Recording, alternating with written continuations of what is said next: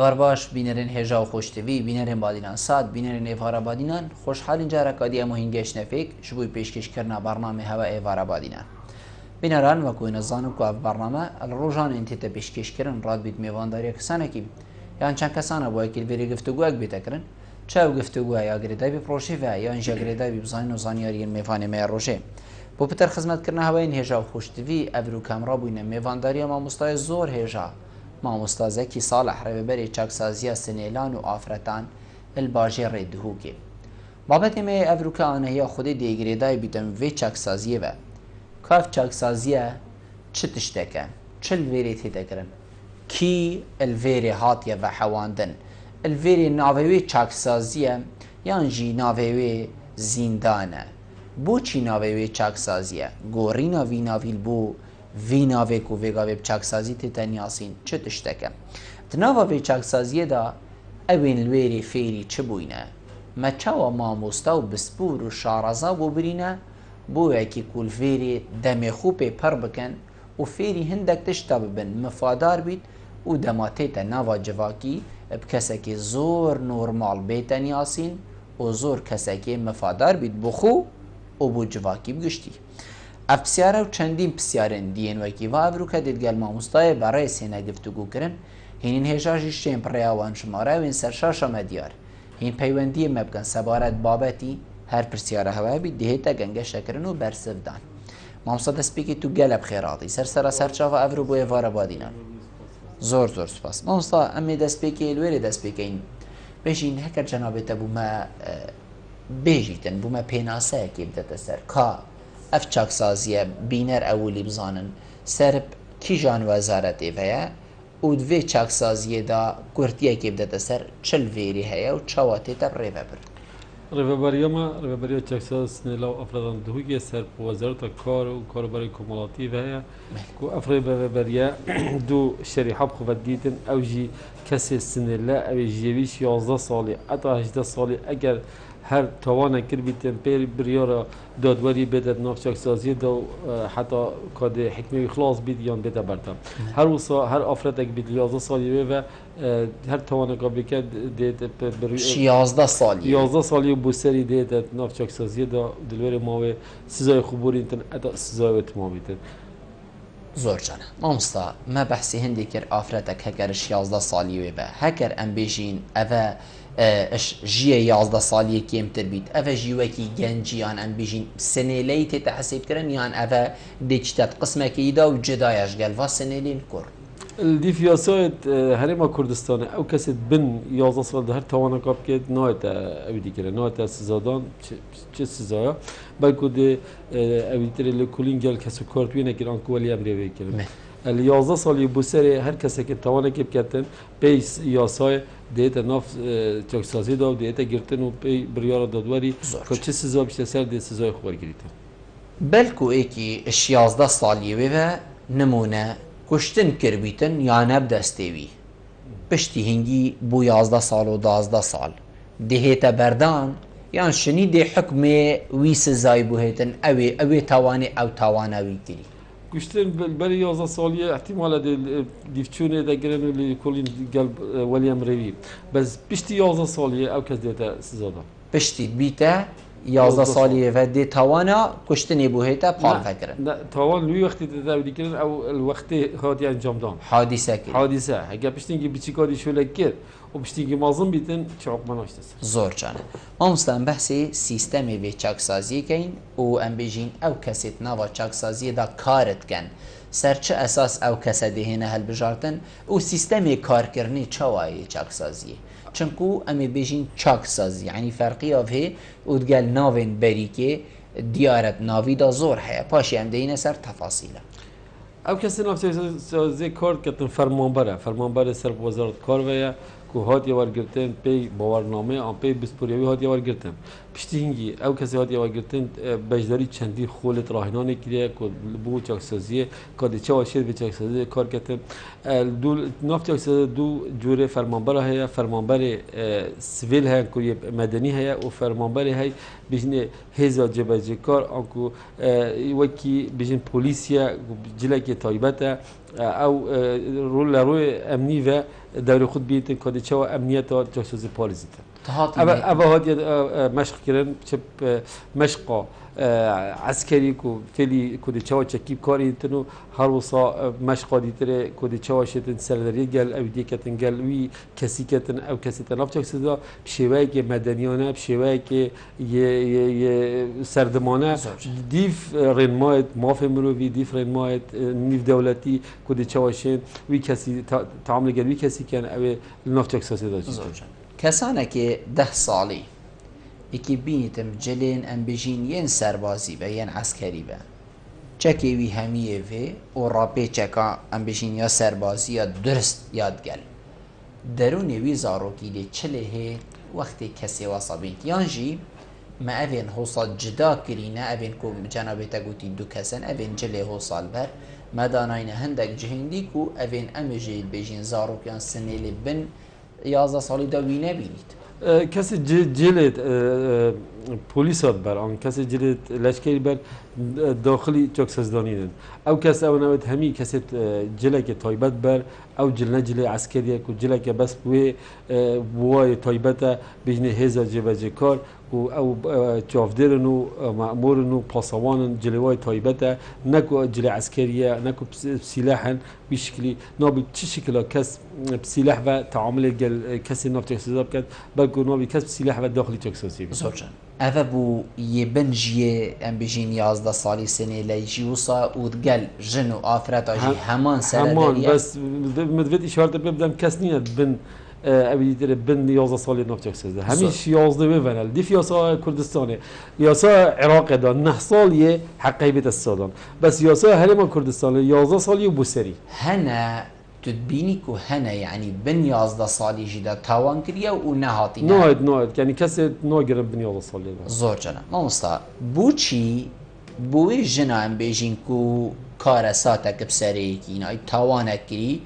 بوچی او بدرستاهی ام بیشین وکی کومه ویگاوی بحثی وی کسی کری او جلی سربازی و راپی چکا درست بوچی اول برینه چونکو او جنه وکی ظلامه کی مثلا عاقل درست یا کف که وی خلطیه بوچی او سر داریت گنه اما بیشین بو او دی درست سنه لایی کفتی خلطیه بس فرقیه که تو نبینا بینا وی سنه لی 11 سالی 12 سالی و جنه کا 45 سالی دی فیاسه دولی جن بیتن یان زاروک بیتن کل حتی 18 سالیت وقت زاروک تا هجمارتن البجنه فئات لاواس يعني ناحية دروني و احتمال ناحية جسدي و لو ما جنجي بخسبن بي ابديتره كي باريكو بيت مافجنه بتا باراسن وگي چا مافزارو كتا باراسن لو ما قال جرا تاكيد مافجنه تكن تاكيد مافزارو كي بس تاكيد مافز غامينا تكن لو ما جيره ما قلت جن بس جن تعامل جنات كان او بيني او كسي تشاف در بيت يا باسوان بيت يا مأمور بيت هر جنه وهر همان جلا كو او جلا تعامل قال وي كسي كت او كل يازه بوسري بن 18 سالیه دا و اول سیستم چاکسازی همین هرم کردستان یک رنگ جلایه اگر سجنا جوران بيد أو سجنا مزناج بيتن هر ويجلي تعامل جال كان كفرقين بين جلي وبين بين أفا باسوان تشكسازنا أن تشافدري تشكسازية أن مأمور تشكسازية الرنجة ك موحدة بهمي هرمه. زوجان ما مستمدين السر نافي راوستم الفيري ناف یه چاکسازیت وقتی که دا ویری ام بیشین گرتی خانه بو سجن بو عن زندان بو حتی دیمای هر جهه که ناوک ام بیشین هاد بو سر ویگافه بو چاکسازی جنابه دا و کوریفه بر تدبینی گورانکاریه که چنکو نافگله که مروویتشین از بیشمی ازت ام بیشین زندانه و فرقه درون مروویده که بس اگه بیشین یه چاکسازیه و بیتن ام بیشین چاوکی بلندتر تماشای وی کسی دیده کردن جنابه تبا گوریفه برد بینید بگورینا ویناوی و تماندم دا گورینا تعامل کادی و کریه که اوید ویری و هزر نکد یه زندانه که و ناوینا 4 دیوارا و سزا و حتی داویه او خو ناف هر چی ناف بیتن او کسی تیتا ناف چک سزدا کو بیشتر آن هر کسی که توان کرد به یاسا آزادی ها جد دور گرتن آزادی ها جد دور گرتن هگه هم بیشتر سجن او کو پلیس البربن والقاعة كي بيت عن هولا كي بيتنو چه برنامج جاكسازي نبن انكو برنامج تند نبن او دي چوا جارة قدي بيت توان دوباره كلام بس لهرم كردستاني که مهمی جاكسازي نکنه سجن جاكسازي او كستناف جاكسازي دا فترهایی که تیتا ورگرتن القسم راگرتیه کای راگرتیه او آیا دیتا سزادان دیتا حکم کن یا نه حکم دمی ها حکم کردن او دی داخلی چندین خولا بیتون چندین دولا بیتن و اگر قطابیش بیتن یک سر دیشتا قطاب خانه نافچک سازی دا دی بردامی خواندن خودتن اگر قطابیش نبیتن مقلاقه که مدرسه بجهل بیتن دی جارگاه تکمیلا قطاب خانه کتن نافچک سازی دا هر وسا داخلی ورشات کاری بیتن او دی چه فعل بیتن دی چه فعلی کار دستی بیتن چه فعلی نجاریه بیتن چه فعلی شغل سرتراشینه بیتن چه فعلی کامپیوتری بیتن دی چه فعلی و نو رسم و گرتنه و اودی بیتن دی چه هر وسا فعلی شغل تصليحات وكي موبايل او سبليت او شغل كهربي بيتن فيد جي دا خوفلي مجموعه كواشولا بكتن دم درد كبيتن او دشيت اعتماد سرخو كتن دشيت كاركي بو خزان خو كتن دولات بيت انسان كي سوتمن او كس نافچوك سزدا مازلترين مشكله هي دي تشوا دم خبورينتن حسك الدم نوشيتن يعني وقت فراغ جلك هي لو ماشي ما برنامه هي امناهلن چه وقتی بلاش بیچن هر سپید حتی بونوسنه همی داخلی خلا بیتنو هر سو ورزش بکتنو بده بر حتی ولی بکن کو حسنك دموي سلوي بوا ناخوش يعني ولا بجد احتمال ان جرد بيش الدم ترى هناك زورجان ام دي فكر نفع و خاله اكي كم بيتن اشلوفات هيرو تسلي بتدمي لم دي بيوندي ورگين و گرنه و تمامیه کاک بارزان ایفار باش وارد توز باش تکای بلبلجان جاودن زور سپاس دست خوش با جناب دست خوش با تورکت زور سپاس ایتر او تورد پیاوی شاگرد تو اگه گفت سجن چاک سازی یعنی ما بس ما سجن هموش دقیقه چلا پیاوی چلا افراد عادت من سبت شاركم بو ما مستبرزه هيا بله نازنم اوتي بياساي كردستان بحث ياساي شي كله كردستان بله بطي بيربوتشوني خوي شلون بدي كتشي 18 سالي لقد كتشي 18 سالي يعني سالي يعني 6 سالي بيكو له زندان كابن ليك شنو كابن ك بيعلن زندان سجن من نازنم اما حتى كان راستا اويات ودو من بحثي بعدنان ده كمان بحثي سليماني او شنو شترانا كمان بحثي متقيخهم ده كمان متقي بعدنانا بله بعدو كشوار كتيز كتنبو بدو زي توكل الزندانة كدرتنا بحثي او زندانة قراو بو شاكتازي فعلا شاكتازي وكهاتونا ناو هاولاتي هاتونا وانتونا وخلق وكو مروفي شعاساي جاني خويا بسيرا بردوا حتى دو بحثي دينا فتنا فرمكا بومبيكا بل مكا دزبكا كتك الزندانة بربوا بوبا مروفي شي آساي دابلين الراسة أم اسمها ناوي سجنية ناوي قراب وشاك تازي راسة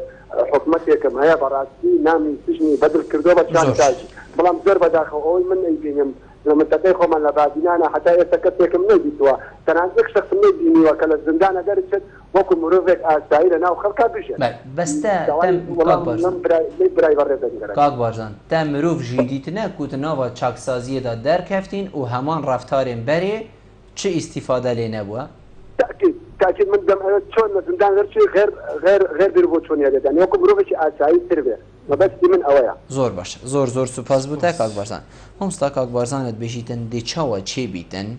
ایکی 11 سال ادگل 25 سالیه که رابین و رنش نبید بیتن افت تایبت بو ام بجین جناح دوی بیتن یه جنا بیتن 11 حتی 18 نگویی 11 25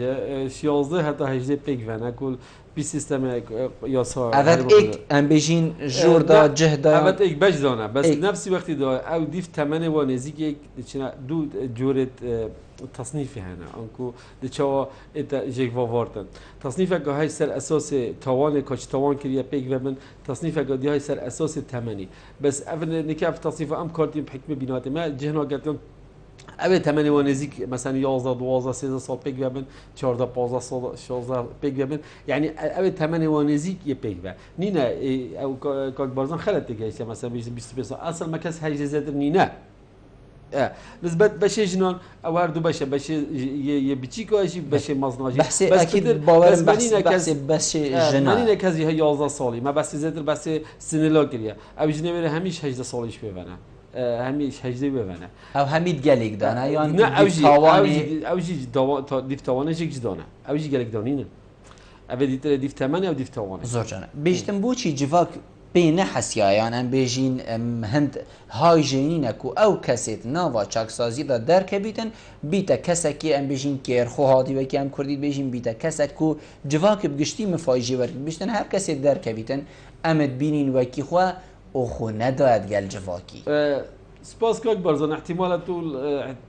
امد واقعي دام بتر خوي خلق امد دفمات شوي ام بين بيشتهنجي ما قالك المونات احتمال امنا بد نوفتو بين سر في شوشي اكيد باشه احتمال كان ما هن نوفتوك زياده ابركا خدان بانزي خانه يا خدان وضعك بازرگانيه باشه وخيدا كسا که فقير بيوت نوفتوك زياده ما هي نوفتوك زياده دركدي بيان که برپرس سنترك روشن بيري امشان وازيش بيت كان في باجريدا من ود نووا بين ما هي الفير نوفتوك زياده كارك باش که بیا خدان دکان هي احتمال کاری که گلک باید کرد گلک نمونه هنه ام احتفاظ بناویات کن حکم شالازیش با کساد من اوه وقتی که دفمه ام وقت قطابیت خود بین وقت قطابیت ما اول که بینین کاری که باش کن گلک قطابخانه خلاص کریه گلک بین انسان گلک باش ناف جواکی دا و احتمال جهرز گرتن بوا کسا هر وصاجی حالات هنه یه ناف چاکس در کتیب شینگادی توانگادی کردیم بس پتریا زفریاوری آن چاکسازی مازنا بس پتریا کسا اوش ناف چاکس در کتیب بین انسان گلک باش انسان گله جرا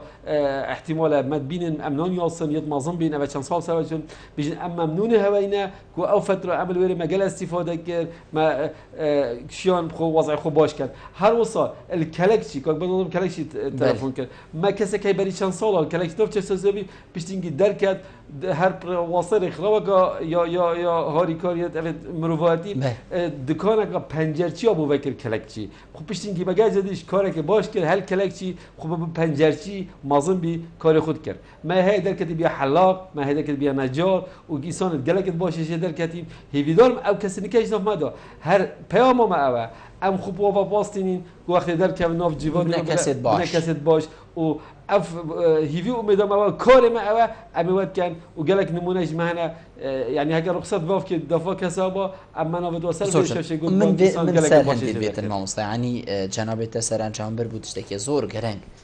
چند گرنگ مروف نافي وانا سرو چاوي وانا سیما وانا بگشتی پارزید يعني مادام جواک تو ویگاوی چند بیجی جواکی ما تقبلات کرد از دی بیج ما درسته بس بیتن ریجهی جی بیت ماموستا يعني هر ایکی بزانید که فلان کسی یه چاکسازی و بویان که چاوی حتی دیمایه يعني حقیقت تحفظک علیه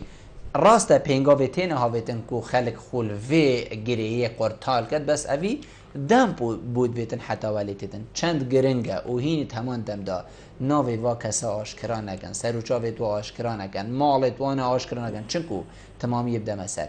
يعني کس نینه خلطی نکد بید بس خلط یا من شیعه کی دی مازنتر بید يعني یا من شیعه کی دی بچکتر بید اما همین مروف ام بیجین معارض هندی اکو خلطی بکد توشی خلطی بید اخو دي فياساي نابت بشكل كده نابتو بنا اعلان كرن مثلا دزجد اعلامي نا وجهه بده اعلان كرن بشكل ابدينا كان تشكي اويش خصوصيات هنا حتى فياساي ده او كسب بين 18 سال ده بيت حكم كنيش نوع حساب كرن تاوان بجن يعني نا جريمه جرم حتى كارمند چاكسازي بجن مثلا فلان كسي اكل فلان مال اكل فلان جي اكش اركمه سركي بالاستن نهنيت واكسن بنفس چه سنه لبیتن چه جن بیت پیش شکلی که نهنیا نووا شکلی و سرکی دف اولیتره پیش شکلی که نوع بیت گوتن نووا کسا چی ام بیشین او چاکسازی هک وقتی که بچه وکیم سعی بیت او کسی ناف چاکسازی دا ام بلا حساب کن وق نخوشه که وقتی خسته خانه او کسی جریمه او مشکلات تشتک بلاک هذا سری فتره که مول در که بیت انسانه که باش استفاده جی بیت کنن نگو ام هزار بکن او کسی هات خلاص شو لکن هم خلاص دنیا دنیا لی هاته و نکجی بری که بری چند سال آگاه که کره کی آنژینکایی که خوشکایی که حال با نفت سازی دا گله که شرم آب ابدی آن تا سراب دادن احتمال گله جرم محاوله کرد تلفن پریک که آن وکولارت می جواکی چون سردان یا مالاوی دان تلفن کرد بوشت نای سراب کره خوب ده آن کجا خوب ده نکه وکی بری که نمایا گلک پتر تین سرعیل خود دن سر کسو کار خود نفتک سزدا یبیا افتشته که یعنی عرفه وقتی که گلک بشه که مازن زانی اولو که امپیتش مازن زان کابرای عمروی 12-13 ساله خلته که یاسا یا بسیط کرد کابرای شکایت لیکه دیت نفتک سازی دا ولی احتمال فدره که ببینید و که خوله که ببینید و درک بیتن بیت انسانه که درسه که پوشی و که اینجا کاری خیلی دوباره نکرده زورجه لا ماجی او کسی دفمه همیشه که پاراستی زورجه اون سام دیوا پیوندی ورگین و گرنه تمامی از باوری مکاک عبدالله گل ها ایوار باش کاک عبدالله ایوار باشتر سسری من فرمو خیرتون هم ببانه تکنیم زور سپاس بله البته شخصی بیا به جناو سنلا دا بله من در بسرک به هر زاروکا بله بوش حاطانو که چه بزرگ نکریه بسام بونه من سنتره که بس کم بزرگا و ابغى جهازی نبونه من علم یعنی استفاده شد بشم بوش حاطانو که سنتره که نادی وقتی پر پوستری خولن هم مجبور بنو هم صبح پیر خودنو که جوای خوشی بینه یعنی تو بیجی خولات نوا جواکی داده کن که زاروک توشی خلطیه نبید نوا چاکساز دیتا که خود بینه بکرن بزرگ زور باشه دیما مستاب دریجی بحثی هنده کد که خول چواتینه بکرن ما پیوندیه که اولا الو کید گل ما الو ایوار باش ایوار باش کنیر دنگی تناهید الو کرم که کنیر چانی سرچاوید من فرمو بسیاره که فرمو اوه 11 سالی کمتر تویری به هنه ما گوتی تویری ونینه هر اوه بو کنیر بله سپاس بوده 11 سالی کمتر تویری ونینه ما مستا جناب تا بحثی خولا کرد و خول تینه بکرن کاک عبدالله بیشتن که ما بچک بحثی و خولا بکتن کاک چه خولن تینه بکرن کی ود کتن او خولا سخت چنه چوادی او خولا لیک واویری دیف توانوان کسا اوین اف خولا ام بجین اف توانه انجام دایو نچار بوی هاتیت ویری و دو نوع خولاتن خولا های خولا هزری کام خول مسئله هزری سر کار کن سر مشکی بیتن کار کن خولا های خول و فیل کرن چوادی که فعلی کاره که نکات مد نافچاک سازی دا چند خولت هین خولا کو بجنه دورات بستانبران جی او کدیف حزاوی کسی او کسی نافچاک سازی دا یا فعل کرنا کدی چوا بیتا حلاق کو سرتراش چوادی بیتا دارتاش کو شور کار نجاریه کتن چوادی شد موبایلا درست کتن چواد و برمجه کتن. اوا خول ما مستوى بريان اوا ما ورشه هناك اوا ورشه دوام افتشته هذا نهن چونكو اف مرو وديت فيري مثلا نادي ده روجات فيري لا اوا ورشه مثلا دي چتاش ورشه که غد خلاص بيت احتمال است ورشه قادي هر چند هي ورشه هي ورشه قادي حتى ورشه خلاص قال احتمال حكمي يجي خلاص بيت خول دي تر تزري ما يتهين مثلا سيمينارات ما يتهين سيمينارات سر مسائل رياسایی سر مسائل ديني سر مسائل روشنبيري سر مسائل ماف مروي سر مسائل يتراجع عندنا هر وصل ما كتابخانه هاي كوبين روزانه مثلا كتابه که آمپرتو که شوی که ابدی بن بخونید ما وکولار درونی تن وکولار جواکیش کی بو هوا با پرتوکا دابین کتن ما مستا هین دابین کن یانجی اوی کسی پرتوکی چیت کتن بو هوا دیارتی یانجی هوا جاره که خو هوجی هندک لانا کریه کو بو پرتوک محدد بینید کو بشین خدمت همیشه کلا هی ما بخوید کرین و ابدی در چند پرتوک ما کرینه هيا مثلا زور جارجی کتابخانه بدرخانیا کاری ما کریه زور جاری کسی که مثلا هنده کتاب ای خوبه که دیاری بمیناینه همیشه کلا مهم مگه از خو ها اسپیرس پاسیو یعنی جاری کاری ما کریه من خو سردان دف هوا کریه از باوری ما دو سه جاره صد مدف جناب تجیب کاری راگهاندنی من الویری دیتنه من هنده کزیتنه بناوی جواک ناسا و حتی داویه میشین بوی هنده کو وی کسیه میشین گل باخبن و کنه مروفه که باش و باشتر رولی وان کسان چیه وین کو جواک ناستینن یاسین الدف هوا شیانه چه گوران کاری ات دست پیک هاتنا وان مروفه دا بو چاک سازیه و حتی کو درد کبن شیانه چه گوران کاری کن و کو جنابه تا ریوبر چه آگه داری سر هست هر کسی که مثلا هات نفچک سازی دا او جواک ناس آن او پی تی وی پنده هیا هر کسی که هات کو جواک ناس بین تو روی نشتن دیگر دانشتن و فرما که بود داگریتن و معلومات جواگیتن و اگر دراسه کردن اگر توی کیسی چه نبوش هات یافته اگه او بردوام بی چو محکومیه بردوام بیتن سر اویتر بوچی اوادی گرتن اسباب چنه اسبابی بود دیار کرد آیا مثلا تکیل هوا خراب کردیه اسباب عالین عائله و انفکاکیه مثلا دی باب جگ ببینه اسباب مسئله آبورین فقیریه یانجی سبب که دیه کابر خلل که مسئله نفسی دا مسئله عقلی دا و اگر خلل صحیح بیتن دی روانه خستخانه تکرن و خستخانه درونی کچا علاج بکن یانجی اگر مسئله حوالا بیتن دی نصحت کن جاره کدی اضرار تو ببینید کنه حوالا خراب تاثیر اویا یانجی هیچ قطبخانه وقتی یا که حال دن جاره که بزرگی نه قطبخانه و وقتی در که بیشی چیتن خوب بگوست قطبخانه خود جاره کدی بردامی قطبخانه خوب دتن یانجی اگر مشکل گل کسو کارت خواهیت ناف خزانده او جواک ناس آن او درون ناس گل کسو کارت یا خوبن کوه آرش چهار سر کن جاره کدی ولی نه بله بكفته خلتيه دوري ويقال که يبود شو حاولت که اولا تشخيص كد او يتري چه ديفرا از اگر دیار کردن دی چوا چهار سر کردن دی چوا وی کسی گریتن وقتی چناف جوا کدا دی چوا بیت انسان که ولی بکت نفسیاً تهیه کردن وقتی چناف جوا کدا اف ترسو صحمت ورگرتی کو خل دی چوا بحثی کرد او بشیت خود کیف کرد جاره کدی پیشی نفچک سازی در کردید زور جان مامستا جنابیتا چند ام بجین برسواده بحثی خواندنگهی کرد من بیتن از بسیار جنابیتا بکم خواندنگه چه خواندنگه هل دفعه وهی و چه لیتیتا خواندن فرقیاوید گل خواندنا ام بجین پرورده گشتیا کو ویگا وید هریما کردستان یا وزارت پروردی چه فرقیه که او تمام دم داویجی بگینه بسیار هکر هاتو ایک جیوی مازم بوتوری دا نمونه کچکه خواندن الدفعه و خلاص اواکو هوا بودانه یم بجیان وزارتی بودانه و حتی داویه او دل کیری خویلیدن چه پیمانگه چه زانکوه حتی داویه خواندن دفمه سرطایی حتی صفا نهی بله بکو بجین حتی نهیه بیشتی نهی دفمنینه بحكم بناء في وضع عودي ترى دا عبوري دا عودي ترى وحكمات دا ما زيادة خواندنينا حتى النهاية أو كذا شوية درباز بيتن حق هاي دركي بخوينتنو أم بين امتحان خوب كتب زغرينا و وكاتش عودي بيتن بردوامي وبتشاب خواندن خودتن أجل هادو كسك مثلا خلاص كده دفمة حتى نهاية شو وبشتنجي دركت دی خود نقل کته قطبخانه که او بری کلی آن و دف نزدیکی مالایی قطبخانه ما قطبخانه سر پروردیا پرورداد هو که ویا کو ماموستا و منهج و اشراف و همین تشتا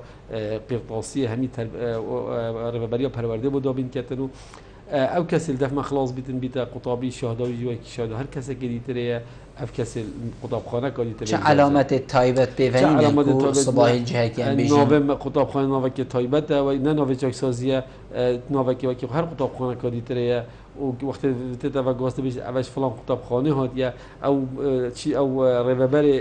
قطبخانه تر نزند اف قطبخانه احتمال اگر بسیار نکرد نزند کیری هزار که اول گرگ کاری تره اف قطبخانه چه سیما و اویدیت چاکسازی ببینید. زور جانه. اشروی ساخلمی و مامستا. هوا چه هیت نوابی چاکسازی دا؟ نوشدار هنه، جهن ام بیشین درمان پیدفی هنه، جهن نوانتنی هنه، نخوشخانه که تایبت ایانجی وکی خواندنی امی مجبور بین وی کسی کو پیدفی اب نوشداری هی و گوهزینه جه کدی. و اوی کار سر هوا قرص در لینه کریه؟ ما قطب خانه هی. یا وما وديجي هي بتبع قطب خانه كر ونك بتبع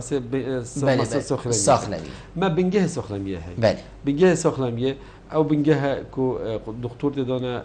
تيمور كارت تدانا اسعاف هي هر ابيتر دكتور تدانا هي درمان خانه هي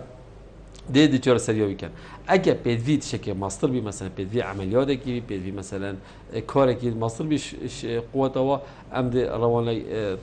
نخوشخانه اجدر وکن آن او درمان که کلونی ناف او درمان او ناف هر بنگه که یه تندرسی الگرایی که او درمان نافچوک سازی دهن بی بینگه تندرسی اگر درمان نبود امشین بفرق اینا بازار وی درمان میکنن گل جارشی سپاسی وکو رهبریا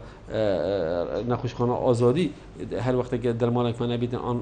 نخوشخانه سنتر درونی و درمان جمع دابین کتنو اگر واج نبین ام نتابید ام بوش بازار بکرن زور جانا هر بحث که الفيدا می بیت کرن دی بیجن قیرانی والماکریه آن بیشین کو نخوشی پتر لبین و جیان پتر بارتان بیتن جناب توکو رهبر بینیتن بهبونا في قیرانا في قبل هرما کردستان هیان ام بیجن روشا ابرو که هرما کردستانی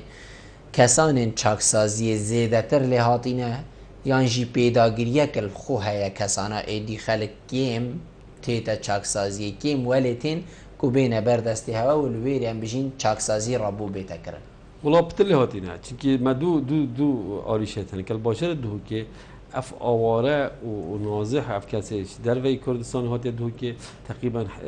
تمد نفوس دو که دو قیران آبوری تاثیر هر کس تشکری شویجی تاثیر آریشه کری دمی قبیله قیران هر کسی که هی محتاجی پاره آریشه پتر درست بد لو ماجید وی قیران دا احتمالات و هر ما گویی مثلا آواره ابد ناف باجر دو که دا که او کسی نفسه رجع وزارت اللي هوتيا. بله. مامستا بیتن برادر گلک بحثی هندی بکن کو اف کسی زفری تا ما بدی ویگا بهشی گود اف کسی زفری تا ناف خلکی دامد بیتن ببیته کسی که آواکر و کسی که وصابیت مادم ویری افورک شوپا و اف ام خول اهمی هنه چون کول گلک جهندی بلکو افورک شوپا نبیتن مثلا یا به برانبر تو بچی سر تراشخانه دار تاشی آنم بجین کامپیوتری و حتی دیما همی برانبر و حتی داوی هیا هین چند دیف چون آوا کسات کن پشتی در کبن یانجی اوه کار هوانینه کار هم بجین دی بابا و هندک جهندی که هنه دیف چونی بکن دیف چون ها یانجی تنی وقتی کول الدرگه چاکسازی بوری ایدی ما علاقت بین نشرت و الویری هم بجین کاره که خراب ترجی بکن او کار ما وقتی همی که ورد گرین بوماتیت هم ورد گرین حتی هم برده ام همی حولت خود دین که او فتر دفمه بیت انسانه که سوت لی بده کنم خدر کبید دم درکت ما بشه که بجنه جافدریا پاشینه بس في ظروفي ده او باش احتمال صلاة محدود نوصل جلس نوفتوك سزيتشو ما تشي او دي سرنينا ما تشي حكم سينا ومنشي تشتو بجني او بيت انسان كي ازاد وقت ازاد بيتن يب كيف اخويا قال جرى احتمال اگه صدفه يجي انت بيجت وشت كي اون چنكي اگر او كسه اشتوك سزيدر كات ما او دينينا بري چند روز ما كسه كات حواله كي نوفتوك سيگود ادم سراده ما گودی چیکار کی گودی ولان که از ما هوستای سیرامیکی کبر یا معظم یا هوستای سیرامیکی و نکه مدید سیارجی کتی وضعی واج بی اولی احتمال فتره که ناف چوک سازی بی لو ماجی او کسی ما گودی ناف چوک سازی در کت ما اودینی نه یعنی هیچ علاقتك بينك كابشتينجي او دي بيتا كسكي باشتر یا اندی کسکی نه دفعه دیگه محاوله که ناف چوک وقت در کجی ام بری در کویتن سه هی دو ماهی که ام بین بشه که تابع بجنه جافدریا پاشت واسه هیوادا ام حول دن همیشان خدا گل کادر مت ناحیه زریفت ناحیه نصایح بعد ناحیه محاضرات و شوپا ولی بکن کو دی چوا خود جاره کدی تکیف که گل جوا که جاره کدی شد گل خزانه خود تکیف کرد جاره کدی و نکرد بزوید نافچاک سازه دم توان یعنی او ماوه توانه آن ماوه سزای خلاص ام دی بردن وقتی انسانه که آزاده هکه پتر یا واب خوفیل بن جاره کدی وانه که حالات جهاتینه جاره کدی توشی خیرت یوبه زور جانه گلک جاره بحثی سردانات تکرن ماوستا سردان بوده فی کسی اوی چاک سازیه و چه جن بیتن یعنی بیشین سنیله بیتو حتی داویه سردان چوایه سردان وصایه کو دیواره کت ناف بینا ما هر دو کده هیا هین ایکو دو حصاب ناف بیناوی دیواره شفشه داده ایکو دو بینن یا مجه تایبت هیا و تمام دم دا کی د سردان اوی کسی کتن اوید ناوا چاک سازی کی مافیا حواله کی من مافیا یا الا هنده کسین دستشان تریش مالاوی کسین ایکو دو اوانا مافیا و کیش دمی دهنه سردانی هفته دا ما دو جاره سردان های هفته دا دو جاره سردان های این سنیلا این کروگل جنا بله هر دو پیک هفته دو جاره های بیت دو ساعت تا بیتن وی کسی بیند اوی ناف چاک سازی دا و افضلیه بوی کسیه اوی مثلا خزانوی کسی دیگه بابتی پیش کبراتی بس اگه هی مثلا اول نبن آن که یعنی آن سردان آمده بیتن هکی کسی که دیجی بیتن اموال گرین بد بیتن گرین تخاله و رنشین قلبی وجه نزدیکی که دشته دستی احتمالش دستری نینه مثلا بیش ناف شفشا دایا آن دیوار نمیگه دا بگودیشن دفکری نخوار بومای دو دامش میرا آزادانه ده صحبت ها کن کاچه صحبت ها گلی کدوم کن پشتین گیجده خیزان ها بیش دفلا بیتن آن او کسی ها دیش دفلا بیتن او دیشته حول خو او دیشته مال خو چاکسازی مازن دا تیتا گوتن کو بیشین که چند هی و چند روژه که آن دو هر کسی که این هی دیف حکم ایجا کو دی چی تا مالا خو بیشین و کو دهه تا آزاد کرن کاب کفالتا فلان کسیه حتی دیمایه تشتكي هو صاحب نواوي چاكسازي جدا كو ام واسنه لايان و جنا بري وابدينا مال پشتي سي هيوا يعني پشتي صالة جاركي وحتى داوي تشتكي هو صاحب بله ما فكرين شي حالات هي ما فكرين بجنه سر اویتر مولت و خزانی یه شوی ناف خزان خود داد ماوی هفته که و پشتینگی زفریه و هفته جی بار حسابه که ماوی حکم خود بونید زندانی ده نکو مثلا او دی اضافه بیت سر الدیف هر الماد یاسای او یاسای جب گیتن حقی حقو داخواست کردن و الدیف وار الماد یاسای داخواست بیت تقبیل کردن مفاج في برياري هاتيه ورگرتن يعني افيد في چاكسازي دا بخو مفاج ديت يكو افا داليفا بچي تجدر و ببینید کو افید نخلکی دا یانجی پتر سروی کاریگرتر بوده چون که بینید افید ویری دا و هندکی دیش در و بیت و بیشین روشا چاکسازی خره بیخته بن آلوزیه و بار که کسی چی دارن ناف خزان خود داد فتره که داب زبری تن اکید وقتی ت زبیدن چاکسازی درون ایده بید خوزی از هر نهاد بام بس با اوجی بوی تنفیسه که به فرهیه که بچیتن جاره گایتره و آزادیه ببیده و یعنی اب خوشی ولد کردن به جاره گایتره او زیدرین وقت به آزادی دست خوب بینتن جاره گایتره خردی نکردن دا آزادی ویج دست بستن قیران دارایی بیتن هکر کارتی کرن کر بیت ابروک زوربه ناف کلو پلن خارنه وین مال دا کر بیت حقیقت اتناوا چاکسازی جدا خارن و خارن هي طبيعي اگر جنابت ما بحث بلد اف خارن و خارن هر وکی ینوی سردمینک و بری اف قیرانه هبید یان گورانکاری پیدا و چه هیا بو وا کسا ابید ویریدا چه بوتی تا پیشکش کرن اش روی خارن و خارنه ما خشتاقي خارنه هيا او خشتا تقريبا يجرد البيل دوغ سليماني يجي دوی خشته دا چی تا اودی کردن هاتیا بریار کردن کد اودی دا بود درست کردن و سپاسی حکمت حرمت کن کو يعني شكله نهلا كي مصيب كيف تخورنو وبخورنو جهوا قيرانه كارت نكري در خوش كره هبي بيتري كو خورنو واتي دان و هر سه واجبت خورن تدا اودي كرنو همي مساله باقجي وكي شامبو صابين و افشاجي بوتا دابين كرن هیچ تأثیری نکریه هر وکی برای دیفی خشته نص هم تطبیق کردن که چطوری جدول ده روزانه بوده دابین کردن به هیچ که موسیقی هبیتن بلکه قیران احتمال تأثیری کسته که این نافچه تأثیر احتمال فرمانبری راتبه بیش باش کردن بس خارنو جهن وسنه شت وکی سلاجا و مبارد شو همیه درسته هیچ که موسیقی نهاتی زور جانه بیتن گلک جاره هک گل سنه لا باخبی یعنی بشین بحثی طموح کوی که اکثر هزار ویدی چی برف ورزشی و چی تو سنه لیوگا به حقیقت بشین تایبت یک عادیف خوب گریده شروعی ورزشی و وکرنا خولا تایبت تاپا بی مامستا چه بوان سنه لا هاتی کرن هوا داخلی چه خولا کرینه هوا کس ام بجین وکو یانه بو چه کرینه کو دگل هندکین دی ام بجین یاریه بکن اوش در و آشنا بن ما مستاق بسپوره ورزشیه كوروجونات تن شو راهنا بكتن شيء وبطولات كده بخيتن يونجي هل يوريد ما بين ولا بدرس كتن مع حفتيه سجرة طبابي باختيار كريه هندا جرا زيادة رجليت كين كو أبخدنا في خدا دو تيم درس كان أن سه تيم درس كان بيك و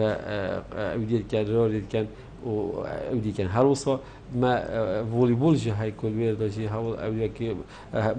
مهار رمضان بقارمان یک وکرو با چند تیم جد درست کنه و تیمات گله که و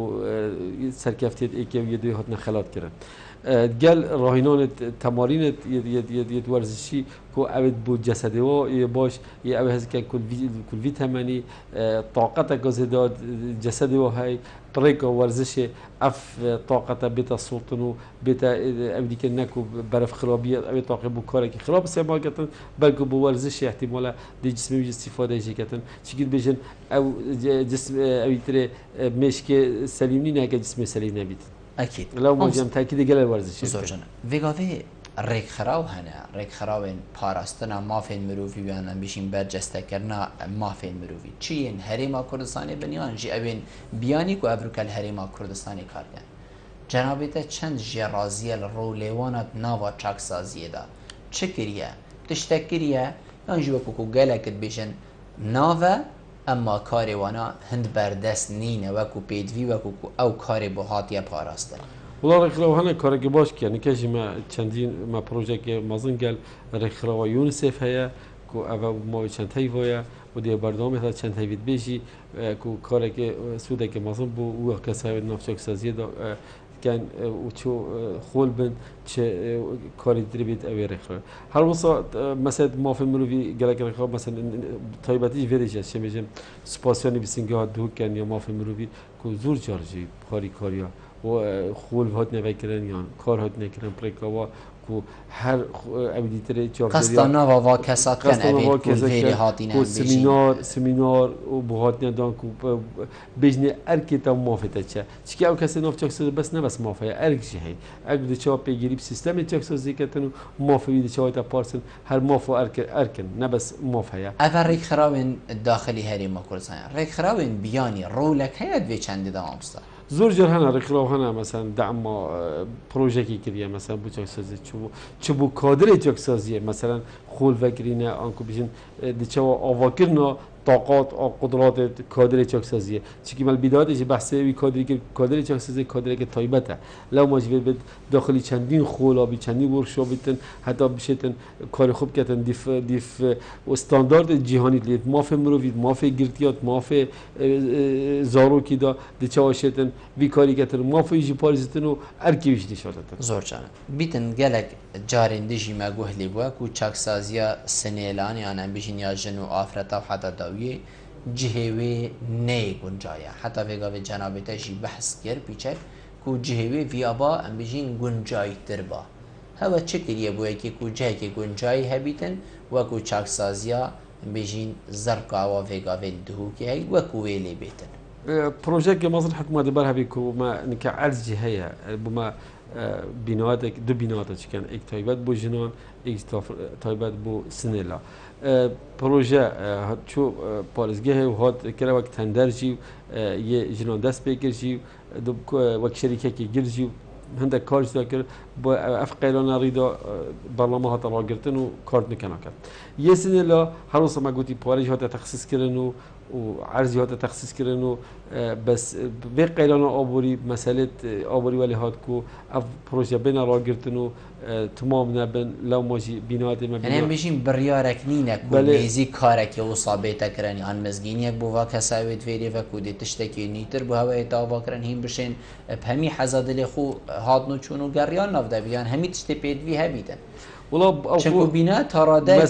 مثلا مشروعي بله ابا 17 سال بناء تشكيل بناء وقت هنجي نفوس دوجي بيتشك بله لو ما جري كبناء احتمال التراف خلكنا كت امين كلام تشكسازيه وقت بروجيه زبارم هر وقت كي اف قيرانا بيتشك صص بيتا و حكمت بير هندي كريا و بردام بده تمام كتن بناءاتي و عمد اكيد تشينا نافي بناءاتي ده بس اف بروجي ابوري هم يعني اف غيرنا ابوري هم جهه قرتني لو ما شنك حكومات قالش دي مشي لا مثلا شر داعش مثلا شر تيروريه ريك خراوي نيف دولتي يعني بيجين ما في مروفي خول في كيشي نكريا خدا ناموستا يعني هوا دنگي خونه والله ما دنگي خونه عندي عم مستمر روجانه كسني عم دنگي خونه جهينه كو هر ريك خراو كان بزاند مكاره كات كام دنگي خود جهينه بس بروجه كي بو چاكسازي بروجه كي مازنه احتمال الا ريك خراو گلگا اودي بيتن اكيشن هاريكاري نيف دولتي یا امکان بده که با پروژه که با آواکرنا بینات با چاکسازی پاره که مازن پیدویتن لو ماشی اگر پاره که بچیک باز بارم حکمت تخصیل نکرد بس بی کاودانی دا احتمال قوت رخلاو جزیده ایلا رخلاو که گلک امکانیات زور جانه چند جارا مسئله دانا دفعه کریه بیتن ما گلک جارا دید بیتن کسان تین و چند اتناوا چاکسازی دا هر وکی الحوش مالا خود تیتو چیت راست دیواره وی بلند و حتی داوی هم بشین چاودیری سر ها کامرین چاودیری هنه چو لیکریه که افمرو و حوصا آسودهی حوصا بدلکی برفره بینو چن و تمان دم داد چجاره و نگریه که هین پشیمانی هنده بن که اف سنیله بینو بچن بیکو کسک بجین چاودیری های بکت وره تفید تنوید تلویری نابوری و حتی ویره هنه دی چی این پشیمانی به چندیشی نبود؟ نه ما بشه که هی بشه چاودیری ها پاشینه او بش اون اوید حکمی و کم مای هی وک سه هی و کمتر لو ماجي او باش بطريقه آزاده ما قلت تشاخ ولكن تشاخ خدوا في جفاك كده قلت لو ما بطريقه آزاده احتمال دهروش مايا هيفك مايا اسبوعك مايا لو ماجي او بطريقه آزاده نفتك سازي ده توی حالتی دا چجاره ولی نه هاتیه کو اوید وی بشیدا ام بشین او کسی کو هیوک مایا دهروش مایا سیه روش ماین او بویری براوید بچیت هی پشیمانی هنده حتى انا كنا جاي شي مرحله انا جاي شي مرحله مثلا كسك حكمي وصوابي محاوله قوصب كذا تشكي ابو خزونت مثلا او محاوله كير حكمي زياده له دون قول دعوه قديش سس دعوه رفي لو ما جاي سكت مثلا هي بك ما اندهروا اسمه او محاوله كتن بيسن دهروا قتينم بقول انا شي سه فيديو شي فيديو بين سر سزاي بله ما مستعد من دائما برف ديما هيك بچو هك جنابه پي و قديم هيك بي تو شي كرم كي سپاسی هواد کن وک هوا خلبی بواتی که خودان کو ارکما وک ام وک تعاملت کن جل شريحة هستيات ناف جوا كده شريحة احتمال ناف جوا كده تقبلنا كلي هادي دف مع ولد كان جارك بزر ناف جوا كده بنا انسان صوتمند استفاده جيبه تكرنو بنا انسان كوبشين خدمات كسب کار خوب كانوا خدمات ولات خوب كانوا بنا انسان باش بو جوا که لو ماجي ام دخازش همي وغيرك خلاوت خير خاز وهاري كار كان كو جاوا که